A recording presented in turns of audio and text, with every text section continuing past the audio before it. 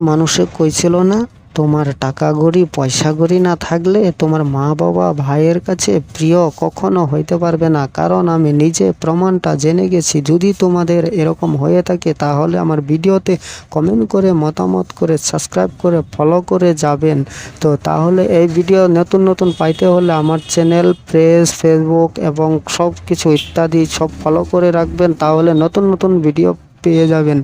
তো মা বাবার কাছে প্রিয় হইতে গেলে কোটি কোটি লাখে লাখে টাকা হলে মা বাবার কাছে তুমি প্রিয় হইতে পারবে, তুমি সবসময় প্রিয় হতে থাকতে পারবে। এরকম টাকা পয়সা মা বাবার কাছে যত দিতে পারবে, ইনকাম কত করতে পারবে, তত তোমার মা বাবা পরিবারের সাথে তুমি ভালো থাকতে পারবে।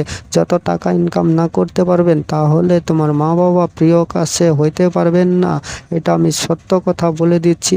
তো এখন যদি কমেন্ট করে আপনাদের কার কার এরকম সলভ হয়েছে জানিয়ে দেন আমার এই ভিডিওর জরিয়তে। এখন আমি আরও সত্য সত্য কথা বলবো, এরকম ভালো ভালো কথা বলবো। তো মা বাবার কাছে ভালো মতো উঠতে গেলে বসতে গেলে তখন শান্তি পাবে না। তোমার কাছে টাকা পয়সা কিছুই নাই, তার কারণে তুমি এরকম হয়ে থাকো। তো তোমার জন্য এরকম টাকা ইনকাম প্রচুর করা দরকার। তুমি একটা নিজে বিজনেস ব্যবস্থা, আগে জানতাম না যে বিদেশ খাটা যাবে, এখনই বিদেশে খাটার সময় আসছে। ভিডিওটা প্রান্তের